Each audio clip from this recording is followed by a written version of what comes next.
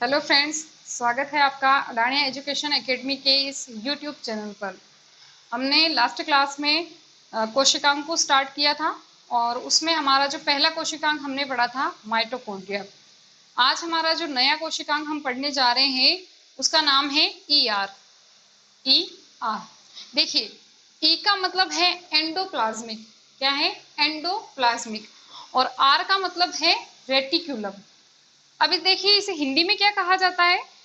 ER को हिंदी में कहा जाता है अंतःप्रदवी जालिका। अंतःप्रदवी जालिका। बात है 1897 की। उस टाइम एक वैज्ञानिक हुए थे जिनका नाम है गार्नियर। क्या नाम है? गार्नियर।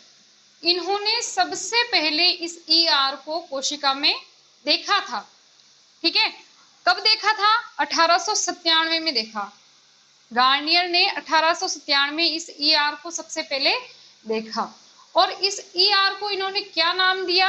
देखिए, इसको नाम दिया इर्गेस्टोप्लाज्म। इसको क्या नाम दिया? इर्गेस्टोप्लाज्म। अब बात की जाए कि इस ER को खोजा किसने था, इसकी खोज का श्रेय किसे जाता है और इसको नाम किसने दिया था? जो ER है, ER को ER नाम किसने दिया था? तो देखिए, ER को नाम और इसकी खोज का जो श्रेय जाता है वो जाता है पोर्टर। किसे जाता है? पोर्टर। यानी कि जो पोर्टर थे उन्होंने 1945 में इस ER की खोज की थी और इस ER को ER नाम दिया, यानी एंडोप्लाज्मिक रेटिकुलम। इसका नामकरण जो है वो किसने किया? पोर्टर ने किया।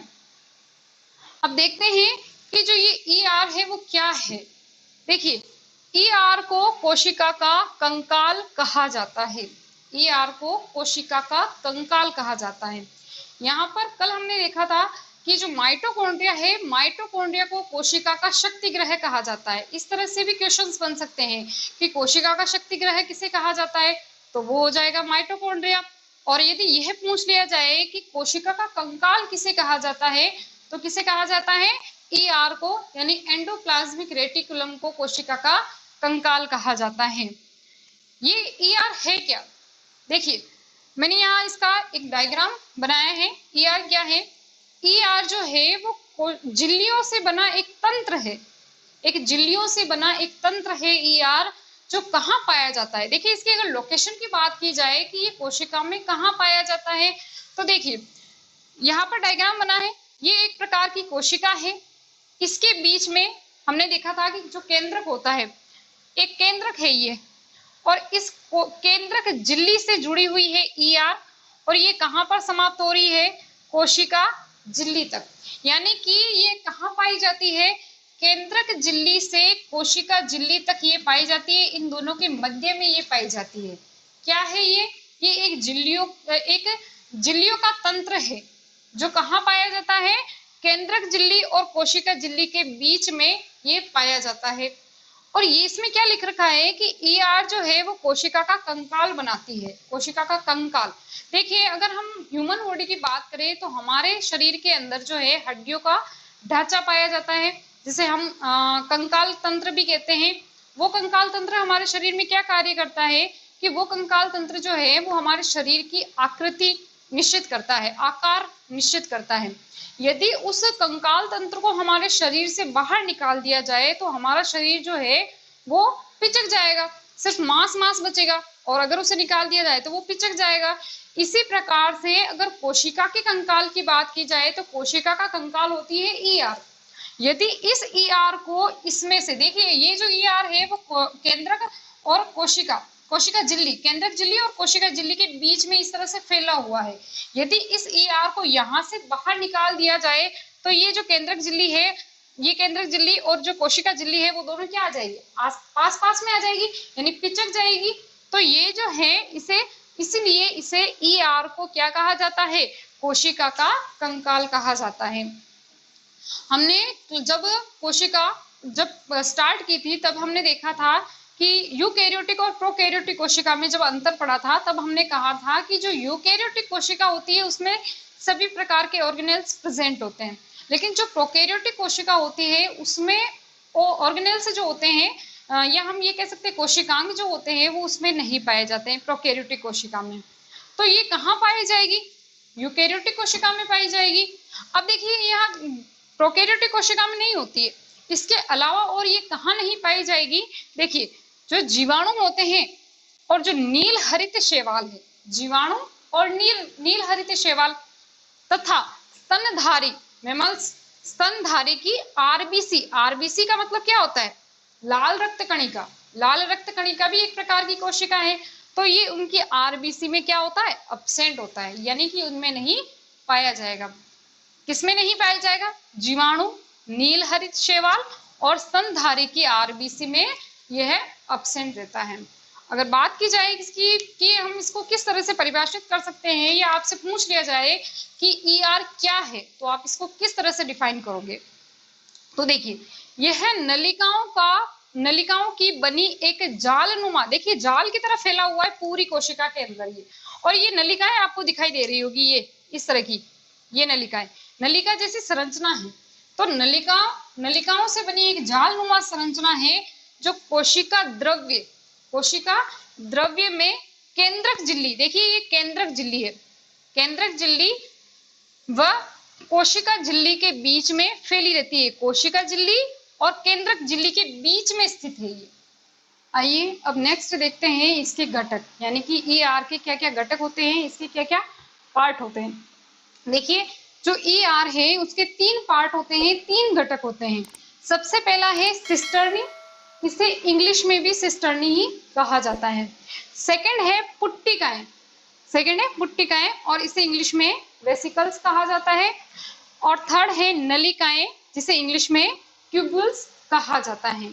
देखिए सिस्टर्नी की यहाँ पर, सिस्टर्नी, पुट्टिकाएं और ट्यूब्यूल्स की यहाँ पर संरचना दिखाई गई है। देखिए जो सिस्टर्नी होती है वो किस तरह की होती है, ये होती है चपटी होती है, चपटी प्रकार की है, और ये कैसी होती है, अशाखित, यानी इनकी कोई शाखाएं नहीं होती है, चपटी होती है और अशाखित होती है।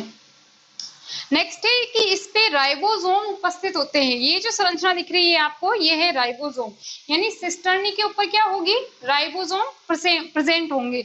अब हमें पता है कि जो ये राइबोसोम होते हैं वो क्या कार्य करते हैं, प्रोटीन का निर्माण करने का कार्य करते हैं, प्रोटीन संश्लेषण का कार्य करते हैं। राइबोसोम क्या कार्य करते हैं, प्रोटीन का निर्माण करते हैं। तो इस पे राइबोसोम उपस्थित होते हैं और ये क्या करते हैं कि देखिए प्रोटीन निर्माण की कोशिकाओं में जो है ये सिस्टर्नी जो है वो सर्वाधिक पाई जाती है। प्रोटीन, जिन कोशिकाओं में प्रोटीन का निर्माण होता है, प्रोटीन का निर्माण कौन कर रहे हैं, राइबोसोम कर रहे हैं। राइबोसोम कहाँ पाए जाते हैं, सिस्टर्नी में पाए जाते हैं। और सिस्टर्नी जिन कोशिकाओं में पाई जाएगी, इसका मतलब है कि वहां पर जो है वो प्रोटीन का निर्माण ज्यादा होगा। तो जो प्रोटीन का निर्माण करने वाली जो कोशिकाएं होती हैं उनमें इनकी संख्या ज्यादा होती है। देखते हैं कि ये किसकी बनी होती है। देखिए इसका निर्माण किससे होता है, तो न्यूक्लियर मेम्ब्रेन यानी कि केंद्रक झिल्ली से इसका निर्माण होता है। हमने क्या देखा था कि जो इस प्रकार का केंद्रक होता है और उसी से ये संलग्न होती है इस प्रकार से, तो ये जो इसकी केंद्रक झिल्ली होती है इसी से इस सिस्टर्नी का निर्माण होता है। नेक्स्ट बात करते हैं पुट्टिकाओं की, जिसे इंग्लिश में क्या कहा जाता है, वेसिकल्स। ये देखिए आपको गोल गोल यहाँ पर दिखाई गई है। तो इनका जो आकार होता है वो गोलाकार भी होता है और अंडाकार भी होता है। तो आकार कैसा हो जाएगा, अंडाकार या गोलाकार।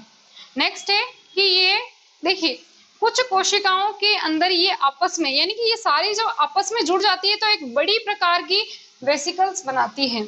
और इस बड़ी वेसिकल को क्या कहा जाता है, कैनेलिकल्स कहा जाता है। यह भी कहाँ पाई जाएगी, ये भी प्रोटीन का निर्माण करने वाली कोशिकाओं में पाई जाएगी। नेक्स्ट है इसका कार्य। देखिए इसका कार्य क्या है, संग्रह करना। यह पदार्थों को संग्रहित करके रखती है। जितने भी पदार्थ होंगे कोशिकाओं में अधिकतर इनको ये स्टोर करके रखेगी अपने में। नेक्स्ट हम बात करते हैं नलिकाएं, जिसे क्या कहा जाता है, ट्यूब्यूल्स कहा जाता है। ये कैसी होती है, देखिए नलिकाएं हैं, नलिकाएं नाम ही, तो ये कैसी होगी, नलिकाकार होगी और कैसी होगी, शाखित। इस प्रकार से इसकी शाखाएं निकली होती है, ये इस प्रकार से इसकी शाखाएं निकली होती है। तो ये कैसी होती है, शाखाएं, इनमें क्या पाई जाती है, शाखाएं पाई जाती हैं। नेक्स्ट है कि राइबोसोम जो है इसमें अब्सेंट रहता है, राइबोसोम नहीं पाए जाते हैं। अगर राइबोसोम नहीं है तो मतलब ये क्या नहीं करेगी, प्रोटीन का निर्माण नहीं करेगी। अब देखिए ये क्या कार्य करती है या ये कहाँ पाई जाती है, ये कहाँ पाई जाएगी, हार्मोन, ग्लिसरॉइड और कोलेस्ट्रॉल निर्माण करने वाली जितनी भी कोशिकाएं होंगी उनमें इसकी संख्या जो है वो सर्वाधिक होगी। हमने बात की थी सिस्टर्नी और पुट्टिकाएं कहाँ पाई जाती है, तो जितनी भी प्रोटीन का निर्माण करती है कोशिकाएं, जो सर्वाधिक प्रोटीन का निर्माण करती है, क्योंकि इनके ऊपर क्या होता है, राइबोसोम उपस्थित होते हैं। तो राइबोसोम क्या कार्य करते हैं, प्रोटीन का निर्माण करने का कार्य करते हैं। तो जो जितनी भी कोशिकाएं हैं जिनमें सर्वाधिक जो प्रोटीन निर्माण करने वाली जो कोशिकाएं होंगी उनमें इसकी संख्या ज्यादा होगी। अब देखिए इनके जो बीच का जो ये स्थान है, क्योंकि ये नलिकाकार होती है तो इनके बीच में जो है गैप पाया जाता है, स्थान पाया जाता है, स्पेस पाया जाता है। और इस स्पेस को क्या कहा जाता है, इस स्पेस को कहा जाता है ER ल्यूमन, ER ल्यूमन कहा जाता है। चलिए अब बात करते हैं जो ER है उसके प्रकार की। देखिए जो ER है अंतःप्रद्रवी जालिका है वो दो प्रकार की होती है। कौन सी होती है, पहली है RER, पहली है RER और दूसरी है SER।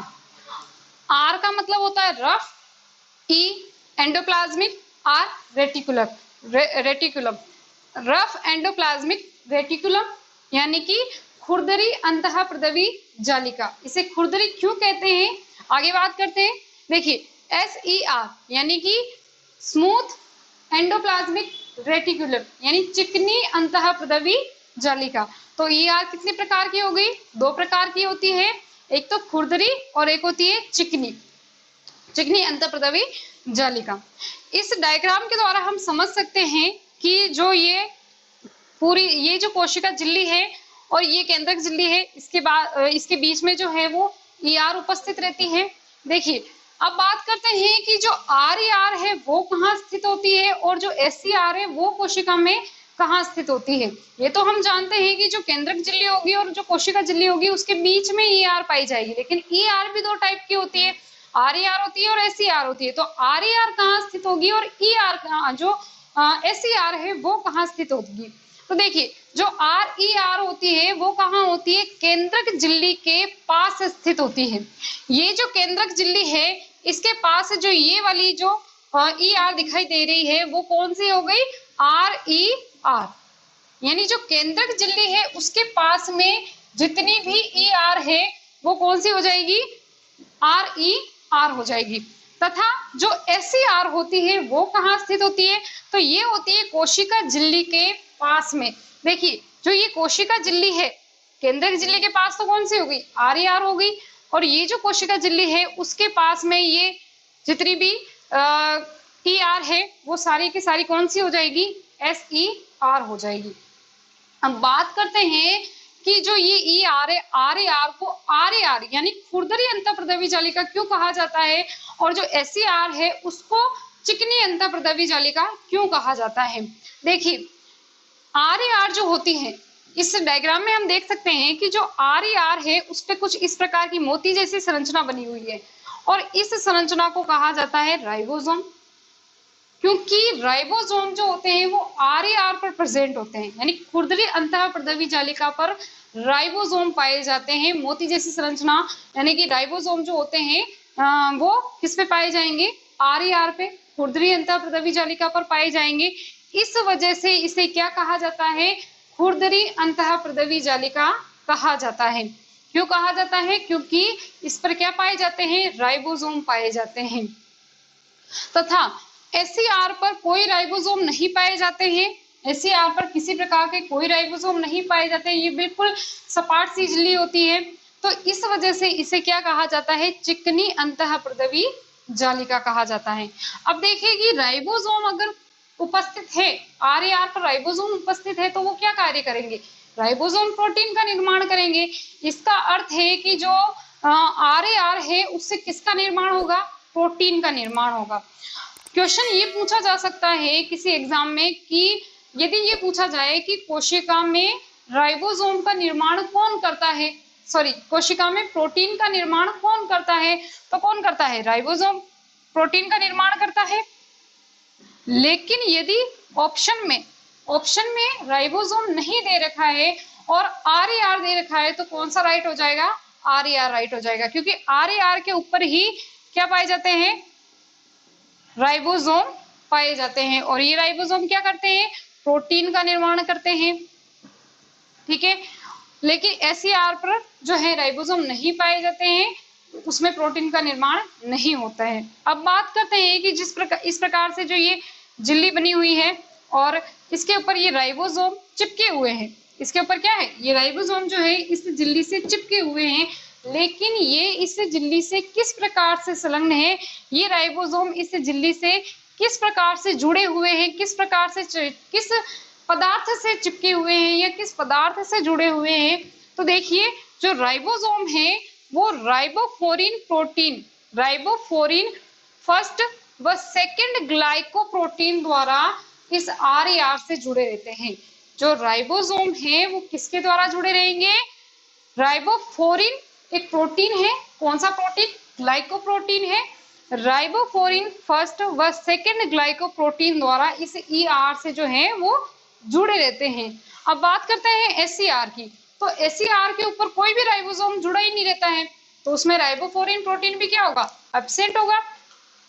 अब देखिए जो RAR है वो कौन सी होती है, यानी कि हमने 3 पार्ट पढ़ रहे थे, सिस्टर्नी पढ़ा था, पुट्टिकाएं और नलिकाएं। तो RAR कौन सी होती है इनमें से और SCR कौन सी होती है। तो देखिए RAR जो है वो कौन सी हो जाएगी, सिस्टर्नी हो जाएगी और क्या हो जाएगी, पुट्टिकाएं हो जाएगी। हमने जब इनमें अंतर देखे थे तीनों में, तब हमने यही पढ़ा था कि जो सिस्टर्नी और पुट्टिकाएं हैं वो कौन सी कोशिका में पाई जाती है, वह कोशिकाएं जो प्रोटीन का निर्माण अधिक करती है, और प्रोटीन का निर्माण कौन करता है, राइबोसोम करता है। राइबोसोम कहाँ पाया जाता है, RAR पे पाया जाता है, और RAR कौन सी हो जाएगी, जो प्रोटीन जो सिस्टर्नी है और जो पुट्टिकाएं हैं वो सारी की सारी क्या हो जाएगी, RAR हो जाएगी। अब देखते हैं कि SCR कौन सी होती है। तो देखिए जो नलिकाएं होती हैं, हमने इस तरह की संरचनाएं पढ़ी थी, जो नलिकाएं होती है वो कौन सी हो जाएगी, SCR हो जाएगी, जिस पर किसी प्रकार के कोई राइबोसोम नहीं पाए जाते हैं। अब हम बात करते हैं RAR और SCR के कार्य। देखिए RAR पर हमने बात की थी, जो RAR होती है उसके ऊपर क्या पाए जाते हैं, राइबोसोम पाए जाते हैं। तो ये राइबोसोम क्या कार्य करते हैं, प्रोटीन निर्माण का कार्य करते हैं। तो जो RAR होगी यानी खुरदरी अंतःप्रद्रवी जालिका जो होगी वो क्या कार्य करेगी, प्रोटीन का निर्माण करने का कार्य करेगी। अब बात करते हैं SCR की। SCR यानी चिकनी अंतःप्रद्रवी जालिका, और चिकनी अंतःप्रद्रवी जालिका पर किसी प्रकार के, या हम ये कह सकते हैं कि कोई राइबोसोम जो है वो नहीं पाए जाते हैं, मतलब ये प्रोटीन का निर्माण नहीं करेगी। तो फिर ये क्या कार्य करेगी, तो देखिए तो जो SCR होती है वो वसा का निर्माण करती है, लिपिड का निर्माण करती है।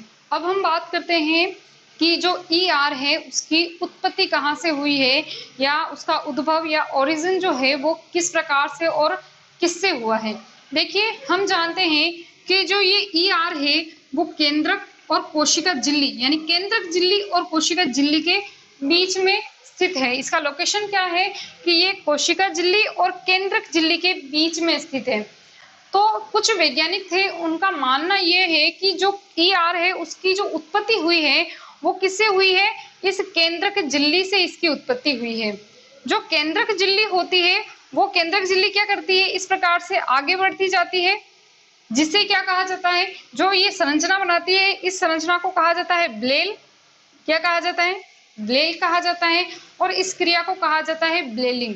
यानी कि जो ये केंद्रक झिल्ली है ये क्या करेगी, आगे बढ़ती जाएगी और एक नलिकाकार संरचना बनाएगी। इस नलिकाकार संरचना को क्या कहेंगे, ब्लेल, और इस क्रिया को कहेंगे ब्लेलिंग। और जब ये पूर्णतः यहाँ पर यानी कि कोशिका झिल्ली पर पहुंच जाती है तो ये जो संरचना है वो क्या कहलाती है, ER कहलाती है। देखिए अगर RAR है, हम बात करें RAR, तो RAR पर तो राइबोसोम पाए जाएंगे, लेकिन जो SCR की अगर निर्माण की बात की जाए तो SCR का जो उद्भव हुआ है या SCR जो बनती है वो RER से ही बनती है। जब RAR से राइबोसोम जो होंगे वो हट जाएंगे, राइबोसोम जब इससे अलग हो जाते हैं, राइबोसोम जब RAR से अलग हो जाएंगे तो वो क्या बन जाएगी, SER यानी चिकनी अंतःप्रद्रवी जालिका बन जाएगी। अब हम बात करते हैं RAR और SCR के क्या क्या कार्य हैं। देखिए हमने कहा कि जो RAR यानी खुरदरी अंतःप्रदवी जालिका जो होती है उस पर क्या पाए जाते हैं, राइबोसोम पाए जाते हैं। राइबोसोम क्या कार्य करते हैं, प्रोटीन का निर्माण करने का कार्य करते हैं। तो जो RAR होगी वो क्या कार्य करेगी, प्रोटीन का निर्माण करेगी। किसका निर्माण करेगी, प्रोटीन का निर्माण करने का कार्य करेगी। देखिए यहाँ से ये क्वेश्चन बनता है कि जो कोशिका है उसमें प्रोटीन का निर्माण कौन करता है, ठीक है। तो प्रोटीन का निर्माण कौन करेगा, राइबोसोम करेगा। लेकिन हमने पहले भी बात की कि अगर राइबोसोम ऑप्शन में नहीं होगा तो क्या राइट हो जाएगा, RAR राइट हो जाएगा। अब बात करते हैं SCR की, चिकनी अंतःप्रदवी जालिका। चिकनी क्यों कहा जाता है, क्योंकि उसके ऊपर कोई किसी प्रकार का या कोई जो है राइबोसोम नहीं है। तो राइबोसोम नहीं है तो प्रोटीन का निर्माण नहीं होगा, तो फिर ये किसका निर्माण करेगी, जो SCR होती है वो किसका निर्माण करती है, लिपिड्स का, यानी वसा का निर्माण करती है। किस किस का, देखिए फास्फोलिपिड, लाइकोलिपिड और ग्लाइकोलिपिड और कुछ स्टेरॉइड्स का ये निर्माण करती है। इसके अलावा ये क्या कार्य करती है कि जो कोशिका होती है उसमें जितना भी विषैला पदार्थ होते हैं, जितने भी विषैले पदार्थ होते हैं उनको उस कोशिका से बाहर निकालने का कार्य करती है। अर्थात ये किसका कार्य करती है, निराविषीकरण का कार्य करती है। ये तो थे कुछ पर्टिकुलर कि सिर्फ RAR और SCR के कार्य। अब हम पूरी ER के कार्य पढ़ेंगे। जो RAR होगी, SCR के जो कार्य होंगे दोनों को मिलाकर पूरी ER के कार्य बनेंगे। तो देखिए ER एंडोप्लाज्मिक रेटिकुलम के कार्य क्या हैं। तो सबसे पहला है कि ER कोशिका का क्या बनाती है, कंकाल बनाती है। हमने क्लास की शुरुआत में ही बात की थी कि ये जो है एक झिल्ली नुमा संरचना है जो केंद्रक और कोशिका झिल्ली के बीच में पाई जाती है। ये इसके कंकाल का कार्य करती है। नेक्स्ट क्या है, ER जो है वो परिवहन में सहायता करती है। देखिए मैं अगर बात करूं कि जिस प्रकार जैसे ये दो कोशिकाएं हैं आपस में जुड़ी हुई है, तो जो ये ER होगी वो इस कोशिका से इस कोशिका तक, यानी एक कोशिका से दूसरी कोशिका तक क्या करेगी, पदार्थों का परिवहन करने का कार्य करेगी। ये जो RER है वो क्या करेगी, कोशिका का परिवहन करने का कार्य करेगी। एक झिल्लीनुमा संरचना है, एक राह प्रदान कर रही है इसे, तो ये क्या करेगी, पदार्थों का आदान प्रदान करने का कार्य करेगी, या हम ये कह सकते हैं ये परिवहन में मदद करेगी। नेक्स्ट ये क्या करती है कि ये जो है ग्लाइकोजन को ग्लूकोज में बदलती है। क्या करती है, ग्लाइकोजन को, ये कह सकते हैं ये ग्लाइकोजन को ग्लूकोज में ये तोड़ने का कार्य करती है। और इस प्रोसेस को क्या कहा जाता है, इस प्रोसेस को कहा जाता है ग्लाइकोजिनोलाइसिस। क्या कहा जाता है, ग्लाइकोजिनोलाइसिस। यानी ग्लाइकोजन को किसमें तोड़ेगी, किसमें ब्रेक डाउन करेगी, ग्लूकोज में ब्रेक डाउन करेगी, तोड़ेगी। नेक्स्ट है कि ये जो है केंद्रक झिल्ली के निर्माण में सहायता करती है। ER क्या करेगी, इस केंद्रक झिल्ली के निर्माण में सहायता करेगी। नेक्स्ट है कि ये है जो है विषैले पदार्थों का निराविषीकरण करेगी। हमने पहले भी बात की है कि जो भी कोशिका के अंदर विषैला पदार्थ बनेगा इसको ये क्या करेगी, कोशिका से बाहर निकालने का कार्य करेगी। विषैले पदार्थों को कोशिका से बाहर निकालेगी, ठीक है। नेक्स्ट है कि ये जो है वो प्रोटीन का निर्माण कौन करेगा, RAR करेगी। लेकिन हम जो है इन दोनों को एक साथ पढ़ रहे हैं, दोनों के कार्य पढ़ रहे हैं, केवल ER के पढ़ रहे हैं। तो ये क्या करेगी, RAR जो है वो प्रोटीन का निर्माण करती है, और जो SCR होती है वो ग्लाइकोजन, लिपोप्रोटीन इनका संश्लेषण करती है। तो अगर ER की बात की जाए तो ये क्या काम करेगी, प्रोटीन, ग्लाइकोजन, लिपोप्रोटीन और जितने भी प्रोटीन और फैट्स और स्टेरॉइड्स होंगे उनका ये निर्माण करेगी। तो अब हम देखते हैं कि ER पर, एंडोप्लाज्मिक रेटिकुलम पर किस प्रकार से एग्जाम्स में क्वेश्चंस पूछे जा सकते हैं। तो देखिए यहाँ पर सबसे पहला प्रश्न लिख रखा है कि ER की खोज किसने की। हमने क्लास के स्टार्टिंग में ही हमने बात की थी, जो इसको सबसे पहले जो देखा था वो किस वैज्ञानिक ने देखा था, गार्नियर नामक वैज्ञानिक ने देखा था।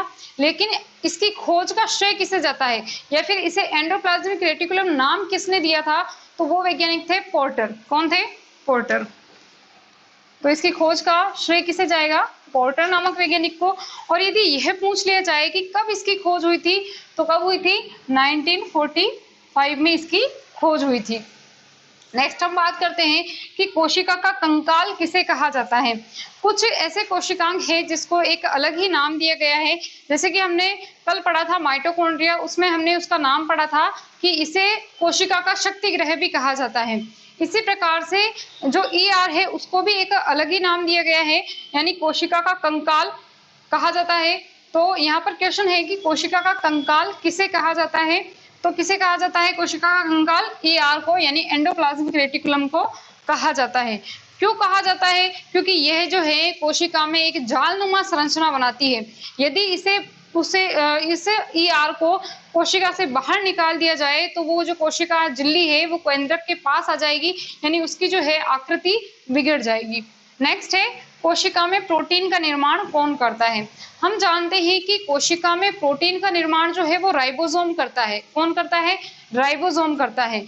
लेकिन कभी कभी क्वेश्चन में यह भी पूछा जा सकता है, ये भी आ सकता है कि राइबोसोम ऑप्शन में न दिया गया हो और केवल ER दिया गया हो। तो हम जानते हैं कि जो ER होती है, ER के अंदर भी कौन सी ER? RER। तो ऑप्शन में RER भी हो सकता है।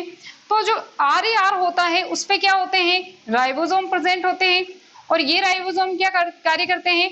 प्रोटीन का निर्माण का कार्य करते हैं, प्रोटीन निर्माण का कार्य करते हैं। तो यदि इस क्वेश्चन में ऑप्शन में यदि राइबोसोम नहीं दिया गया है तो इसका आंसर क्या हो जाएगा? RER हो जाएगा। क्या आंसर हो जाएगा? RER। RER इसका आंसर हो जाएगा। आज की क्लास यहीं तक। Thank you.